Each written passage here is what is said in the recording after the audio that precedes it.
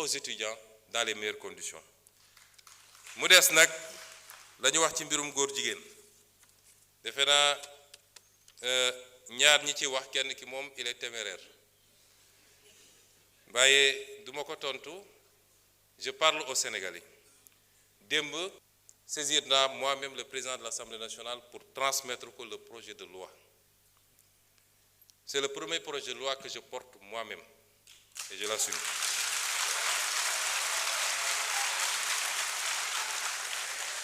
dañu wax ni li tax criminaliser ñu ko loolu ñi mu intéressé woon ñu koy xeex mën nañ ci waxtaan ku mu intéressé wul woon démb tey amoo droit wax ci. C'est le lieu mu féliciter ànd sàmm jikko yi ak ñeneen ñu yëngatu ci lii ñoom ñëpp bi ñu dajee ñoo dëppoo ni mën nañu am lu ñu bëgg.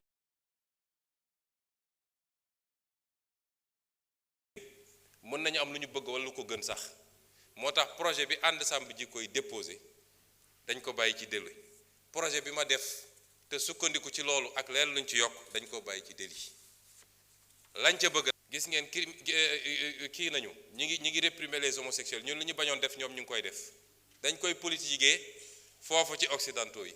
ak ci lobby yi loolu la ñuy def gëmuñu sax li jëm ci loolu su dee temps bi dina ko permettre ma faram-fàcce la nekk ci loi bi article 319 toute personne qui aura si l'acte est commis avec un mineur le maximum de la peine sera prononcé. ñu ne le juge ne pourra prononcer le sursis ni réduire l'emprisonnement au-dessous du minimum de la peine prévue à l'alinéa 1 du présent article. loolu verrouillé nañu juge bi ba moom ci boppam mënatul bàyyi nit mu dem ni mu tuuti 5 ans yi dina ko wax ni mu tuuti kon loolu soxlawoo criminaliser pour am ko. ñu teg ci ni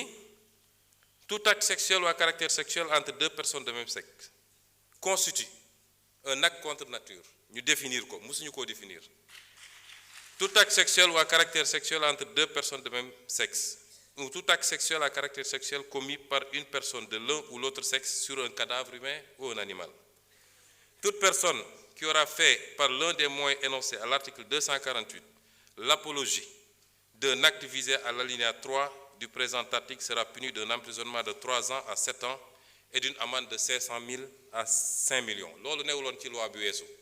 mooy apologie man bi may nekk député ànd sàmm jikko bi ñëw gis ma dama leen ne loi bi ngi ni ngeen ma ko andilee doyaguma en tant que député du ma ko wote moo tax boobu wotewu ma ko woon suñ ko toggaatee nag ba mu ni mu war a mel kenn du ma ci njëkk ñu tegaat ni kon apologie bi ñay def la ñuy def nature toute représentation publique par la parole l'écrit l'image le geste le son ou par tout autre procédé quelconque tendant à promouvoir l'homosexualité la bisexualité, la transsexualité, la zoophilie, la nécrophilie ou toute autre pratique assimilée. foofu bu dee bu jigéen bi la ñuy wax lesbianisme bu dee bu góor ñu ne gay wala xam lan donc su ñu nee homosexualité yóbbu na loolu yépp ñu ne toute personne qui aura financé ou appuyé le financement mosu cee bokk parce que xam nañ ni li gën a aggraver affaire bi mooy xaalis bu bëri bi ci gars yi di distribuer ci la ñuy appatee xale yu bëri. ba ñooñu mujj nekk nag ay habitués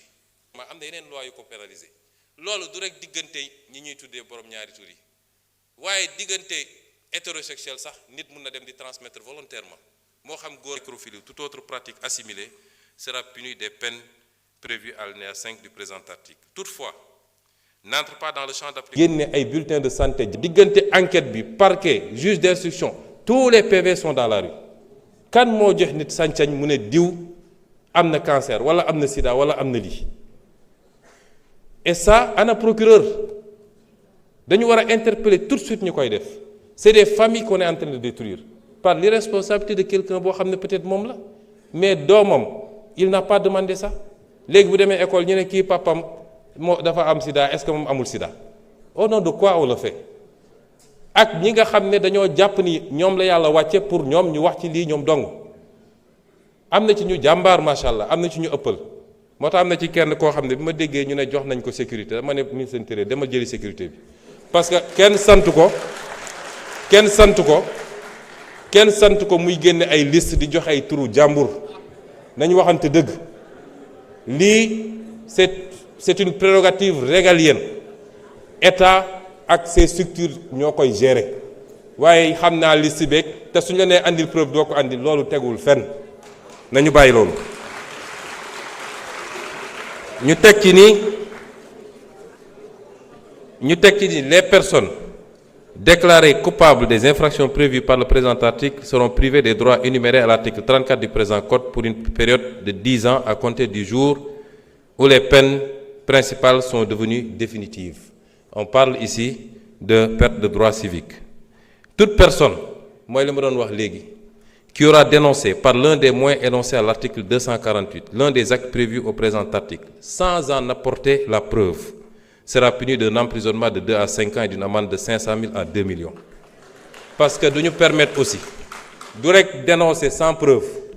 mais jóg nit romb la nga ne gis naa loxo bi daf koo damm nga dem naan damay dem këram boo ko defee yoon dal sa kaw ñu ngi leen di gërëm di leen sant. Vous avez 2 minutes de plus, monsieur le ministre. Il vous reste 2 minutes, hein? Ouais, c'est 32 minutes.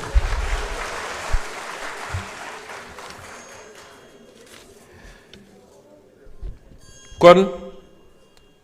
lii li ma ci wax léegi rek dafa am loo xam ne nag bu ko ab réew bëggee parce que lii réew mi yépp jàngu bi jullit ñi ba ci bois sacré bi ñépp a ci daje ñépp a ci dëpp ay at ñu koy wax ay nit ŋànk fi réew mi ne duñ ko def président bi fi jógee dafa mu sa taxaw ñu laaj ko ci tubaab bi mu ne c'est un fait de société ci laa ne woon c'est pas un fait de société parce que boo ko delloo ci société bi régleel ko boppam mooy ku nekk jóg ne maa ngi koy faji la société c'est l'État avant tout donc État bi moo war a jël responsabilité te bañ cee ragal nag te loolu ma ciy lancer un appel aux Sénégalais bañ koy présenter keroog ci benn bërëb dafa am kenn ci kilifa yi ñu liggéeyal ne le moment n'est pas bon ndax lii ñoom seen lobby dañu am doole ak fi ñu toll nii mun nañu dem ci FMI ci fii dégg nga maam def seen lobbying affaire yi ma ne ko ana yàlla ana peuple sénégalais waaye nag